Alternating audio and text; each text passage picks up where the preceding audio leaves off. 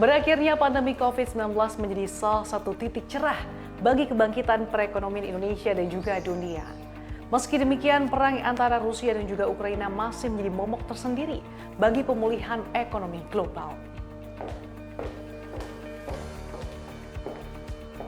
Namun, di sisi lain Indonesia memiliki tantangan tersendiri, salah satunya dengan adanya gelaran Pesta Demokrasi. Lalu sejauh mana optimisme para pelaku usaha di tahun politik?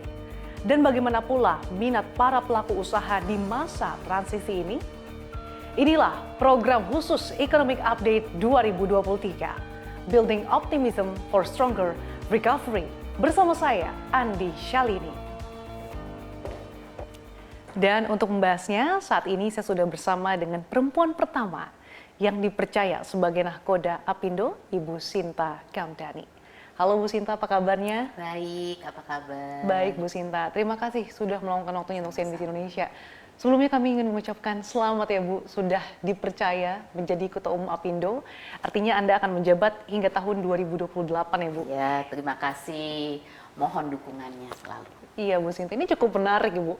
Anda akan menjabat di tahun politik, bahkan mulai di masa transisi kepemimpinan. Ini sangat menarik dan tentunya akan ada tantangan-tantangan tersendiri. Untuk itulah yang akan kita bahas hari ini ya Bu.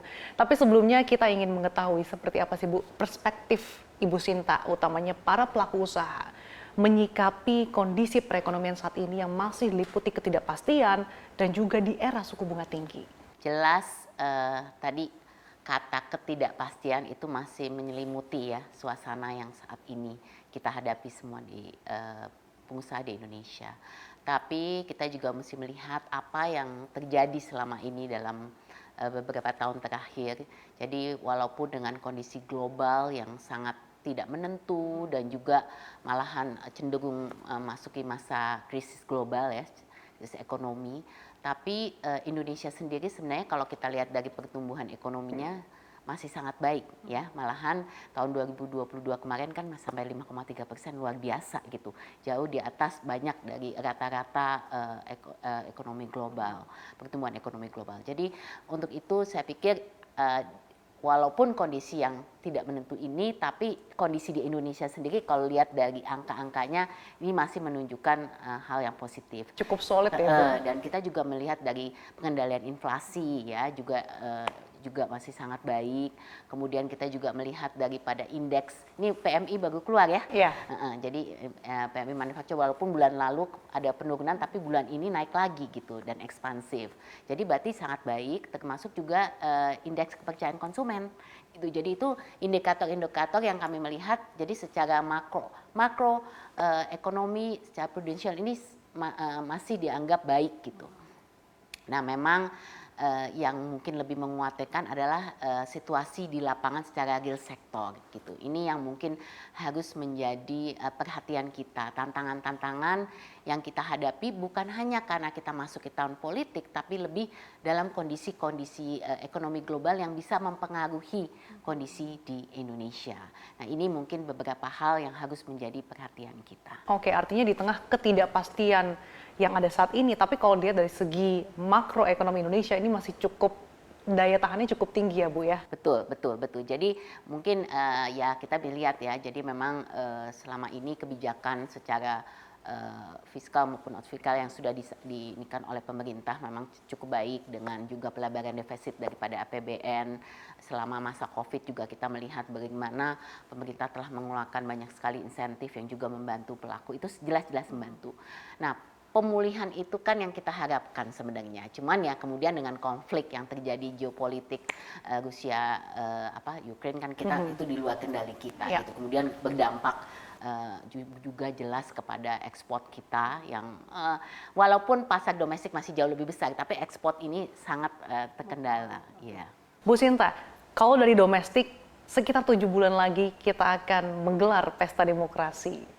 Tapi sebetulnya yang menjadi pertanyaan masyarakat adalah seperti apa sih Bu suasana batin para pelaku usaha dengan melihat tahun politik yang ada saat ini? Apakah Anda cukup optimistis atau justru agak deg-degan nih Bu? Ada potensi-potensi gejolak di luar sana?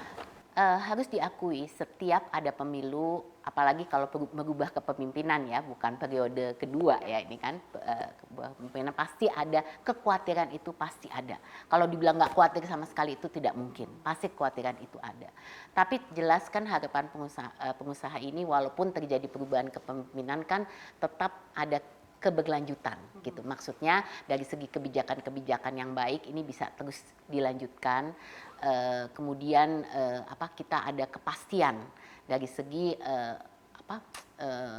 yang akan datang ini bisa tetap memberikan iklim yang kondusif untuk pengusaha-pengusaha bisa berusaha di Indonesia gitu. Jadi jelas kekhawatiran itu ada, tapi kita juga mengharapkan ini hanyalah salah satu pesta demokrasi di mana boleh saja berkompetisi, tapi kita selalu menyebutnya bagaimana kita itu walaupun berkompetisi tapi nantinya bisa bersanding gitu loh, bahwa nanti tetap bisa bekerja sama walaupun awalnya harus berkompetisi gitu. Nah, ini sesuatu yang saya rasa konsep ya yang kita harapkan bisa terjadi gitu. Jadi stabilitas politik adalah sangat penting gitu dengan sangat ketidakpastian secara global, sehingga Indonesia benar-benar bisa melihat ini sebagai satu pemilu pesta demokrasi harus ada yang secara politik harus dilakukan, tapi tidak akan mengganggu daripada iklim usaha yang ada di Indonesia. Di tengah pelaku usaha yang saat ini cenderung khawatir ya Bu dengan masa transisi dan juga tahun politik, meskipun ada harapan terjadinya stabilitas politik, tapi sebetulnya bagaimana sih Bu sikap pengusaha dalam berinvestasi saat ini? Apakah masih wait and see atau seperti apa? Ya. Jadi sekali lagi saya juga mau mengatakan bahwa ini tidak pertama kali bahwa setiap pemilu itu wait and see. Ya, wait and see itu selalu terjadi. Cuman kan ini tergantung wait and see seperti apa gitu ya. Kami sebagai pelaku usaha lokal tentu saja juga mesti menunjukkan kepada pelaku usaha luar negeri bahwa oke kok kita tetap menjalankan bisnis kita. Yang mau ekspansi silahkan juga berekspansi. Jadi konsep wait and see ini sebenarnya hanya memastikan bahwa siapapun nanti yang akan memimpin Indonesia ini tidak akan mengubah atau yang namanya kita selalu menemukan diversion atau U-turn. Oke, gitu. Apa yang dikhawatirkan oleh pelaku usaha, ya, Bu? Jadi misalnya kalau kita lihat daripada misalnya kita bicaralah soal Undang-Undang Cipta Kerja yang merupakan reformasi struktural yang paling besar buat Indonesia ya, bahwa itu sudah policy-policynya itu sudah sudah jelas kan untuk merubah, jelas kita mencoba untuk memangkas regulasi maupun perizinan ya kan, tidak ada tumpang tindih pusat dan daerah, ini kan selalu kita hanya ke sana. Nah, cuman kita kan juga melihat bahwa implementasi itu tidak semudah itu, apalagi kalau namanya tahun politik itu banyak kebijakan-kebijakan bersifat populis pastinya kan gitu loh. Nah, contohnya pasti ada yang berhubungan apakah itu dengan ketenaga kerjaan, dengan apa pasti ada gitu loh. Mungkin yang sudah diundang-undangkan, yang sudah ada PP-nya, kemudian bisa saja ada perubahan gitu kan dengan upah minimum, formula dan lain-lain yang sebenarnya sudah konsisten gitu. Jadi hal-hal seperti ini mengkhawatirkan gitu. Wah, nanti apalagi yang dirubah walaupun ini sudah sebenarnya aturannya sudah jelas gitu. Bisa saja ada perubahan. Jadi kebijakan-kebijakan seperti itu bisa terjadi dan ini mungkin yang kita tahu bahwa pemerintah pasti punya alasan-alasan juga gitu. Tapi kebijakan populis itu selalu menjadi bagian dari pemilu gitu. Dan ini mungkin yang harus kita perhatikan. Oke, Bu Sinta, tapi kalau secara sektoral di masa transisi kepemimpinan ini minat para pelaku usaha ini mayoritas ke sektor apa saja sih, Bu? Jadi kalau kita lihat kalau di zaman kalau kita lihat pemilu lah gitu ya, pastikan sektor makanan minuman itu tetap akan terus berjalan ya. Dia membutuhkan lah semua, pesta demokrasi juga pesta gitu kan. Nah, kemudian industri kertas misalnya untuk kampanye, untuk segala macam, industri kaos segala macam itu pasti akan berlanjut. Tapi kan kita bicara ini kan lebih yang tidak konsumtif untuk masa-masa seperti pemilu gitu kan. Kita melihat investasi yang membutuh kebijakan yang sangat tergantung dari segi kebijakan gitu. Nah, contohnya misalnya kita melihat bahwa kalau kita lihat dari sektor-sektor yang sangat tergantung ya, misalnya yang hubungannya dengan mineral, hubungannya dengan SDM gitu ya, itu infrastruktur, itu pasti ada. Kalau ada perubahan kepemimpinan ini kita nggak cuma pusat ya, daerah ya, itu juga biasanya ada yang infrastrukturnya mangkrak, nggak berjalan gitu lah. Jadi hal-hal semacam ini biasanya mereka tunggu dulu gitu kan, takutnya nanti berubah gitu. Nah, jadi memang sektor itu bermacam-macam. Kalau saya bilang kalau sektor pariwisata mestinya selama keadaan pemilu itu adalah kondusif ya, tidak banyak demo, tidak menimbulkan kerusuhan dan lain-lain, ya pariwisata bisa tetap jalan lah. Apalagi seperti di Bali, daerah-daerah pariwisata kita, destinasi pariwisata yang luar biasa itu kan sebenarnya nggak pengaruh kepada pemilu gitu loh. Jadi hal-hal seperti itu sebenarnya masih bisa tetap untuk bergulir. Jadi kita mesti lihat sektor seperti apa. Tapi yang saat ini kan kita sebenarnya udah bergerak ya dari padat karya ke padat modal. Jadi yang sektor yang sekarang masuk itu lebih yang padat modal, manufakturnya tuh lebih yang padat modal. Nah itu kalau udah padat modal, itu mereka pasti akan berpikir dulu, kita mau investasi sebegini besar untuk sesuatu yang lebih jangka panjang, is this the right time gitu kan? Pasti nunggu dulu deh sampai kepemimpinan sudah ada, baru kita kemudian masuk gitu. Ini kayak gini. Selain tadi sektor infrastruktur begitu yang tadi Anda mention, sektor-sektor mana lagi sih Bu yang mungkin para pelaku usaha akan lebih selektif dalam menaruh dananya? Tadi Anda sempat mention juga soal sektor padat modal. Iya, jadi jelas SDM kalau kita bicara soal kan kita masuk ke hilirisasi dan lain-lain gitu. Ya memang kan sekarang kita melihat bahwa sudah banyak ya investor dari sebuah negara yang wah besar-besaran lah gitu. Tapi jelas banyak negara yang juga tertarik untuk masuk ke dalam supply chain-nya itu pasti akan berpikir kalau dia mau berinvestasi yang cukup signifikan gitu. Jadi saya rasa di SDM juga salah satu yang juga sangat tergantung dengan kebijakan gitu. Jadi sektor-sektor yang banyak menginikan kebijakan daripada pemerintah ya pasti akan pikir-pikir dua kali gitu. Kita masuk juga ke badan sektor misalnya kalau kita lihat ya sekarang ini kan kita punya permasalahan misalnya dengan neraca komoditas. Karena import itu dianggap buruk dan saya setuju bahwa kita mau mengurangi import. Cuman kita kan perlu masuk ke dalam industri subsidi import. Nah masalahnya sudah siap nggak kita? Jadi masih banyak bahan baku, bahan penolong tuh yang harus import gitu. Nah dengan kebijakan yang neraca komoditas ini yang sementara ini sedang melalui proses revisi, itu kita sekarang banyak barang yang mangkrak, yang nggak bisa masuk karena permasalahan import gitu kan, karena perizinannya belum bisa nih saat ini gitu. Jadi hal-hal semacam itu mungkin tidak terlalu kelihatan gitu, tapi secara untuk produsen ini sangat penting gitu. Kenapa? Karena kalau nggak dia nggak bisa berproduksi gitu.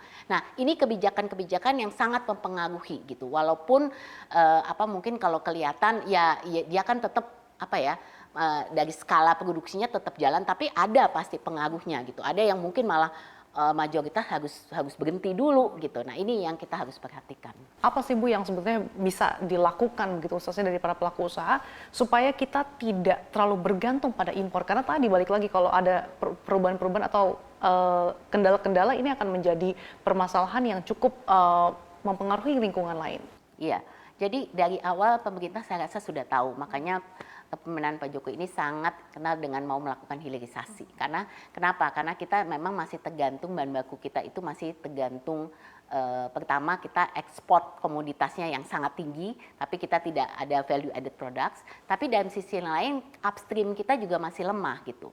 Jadi kenapa? Karena kita masih mengimpor 70% bahan baku kita gitu kan. Nah berarti kan kita mesti masuk ke upstream maupun downstream industri. Jadi industrialisasi kita ini kan harus jalan gitu. Nah ini yang mungkin sekarang ini di bawah kepemimpinan Pak Jokowi mulai melihat gitu kan. Bahwa ini, tapi untuk melakukan itu banyak kebijakan mungkin yang tidak mengenakan gitu kan, seperti yang kemarin kita baru lihat ya soal mau menstop ekspor nikel gitu kan. Ini kebijakan yang pasti nggak keenakan kalau dari luar negeri itu ngelihatnya wah gila Indonesia gitu kan, malah IMF bilang berhenti. Nah ini kan sebenarnya ada alasan kenapa pemerintah melakukan ini gitu. Ini tidak mudah gitu ya, keputusan yang tidak mudah, tapi mungkin mereka melihat bahwa kalau kita nggak lakukan ini, kapan ini bisa akan terjadi gitu kan? Hal-hal semacam ini gitu. Jadi memang dalam kebijakan kami selalu mengusulkan udah buat regulatory impact assessment-nya, namanya REI, untuk bisa melakukan cost and benefit-nya gitu. Bagaimana? Jadi sebelum kebijakan itu dikeluarkan, REI ini sangat penting untuk kita bisa membuat satu cost benefit analysisnya. Saya rasa itu sebenarnya kuncinya, tapi memang tidak mudah kadang-kadang untuk mendobrak, untuk membuat satu gebrakan gitu, dan kebijakan yang sulit memang juga harus bisa dikeluarkan. Ya, ada banyak proyek yang diusung dan juga dikebut di pemerintahan Presiden Joko Widodo. Proyek mercusuar dengan segala cita-cita dan juga tantangan terkait dengan utang negara yang berpotensi melambung karenanya. Salah satunya terkait dengan proyek IKN. Bagaimana pandangan Ibu terkait dengan insentif IKN yang telah terbit? Apakah sudah sesuai dengan harapan pelaku usaha? Apa catatan bagi pemerintah, Bu? Ya, jadi memang pemerintah juga meminta banyak masukan dari pelaku usaha dan kami juga banyak dilibatkan. Pertama memang kita mesti melihat dasar hukumnya. Ini kan makanya undang-undang itu kenapa sangat penting. Karena dasar hukumnya harus jelas pemindahan ibu kota ini. Siapapun nanti yang pemimpinnya dia tetap mau melanjutkan. Itu nomor satu karena ini proyek yang jangka panjang. Nggak bisa kemudian berhenti tengah jalan. Jadi undang-undang dasar hukum ini sangat penting. Nah, kemudian kita juga melihat dari kepastian lahan.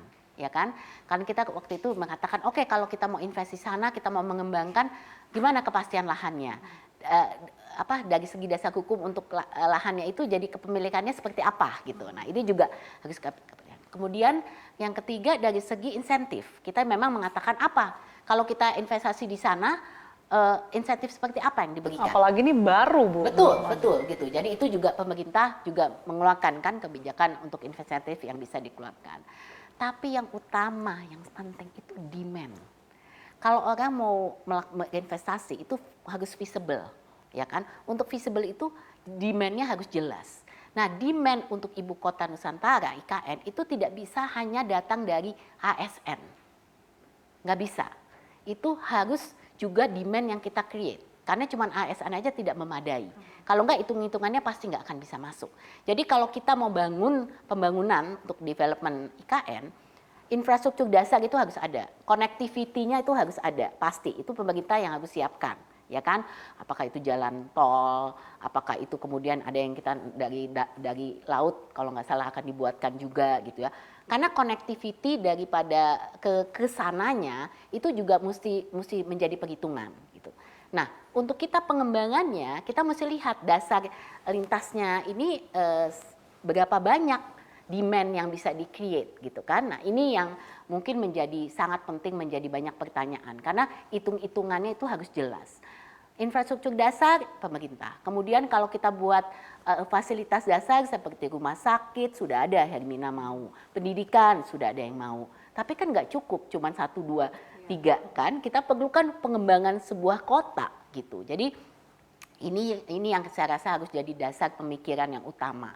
Bagaimana demand itu bisa di-create? Apakah Balikpapan bisa menjadi satelit yang kemudian fit in kepada ibu kota Nusantara? Bagaimana ini bentuknya? Nah, ini yang mungkin masih banyak mesti perlu kejelasan, tapi saya lihat komitmen sangat tinggi gitu dan pastinya political will itu sangat penting untuk harus dilanjutkan. Karena kalau dari pemerintah sendiri ini masih nggak pasti, itu akan sangat buat tantangan besar lah buat pengusaha untuk mau berani berinvestasi. Oke, harus ada kepastian ya Bu yang jelas baik dari segi undang-undang hingga konektivitasnya seperti apa sehingga mampu menggait investor di proyek IKN.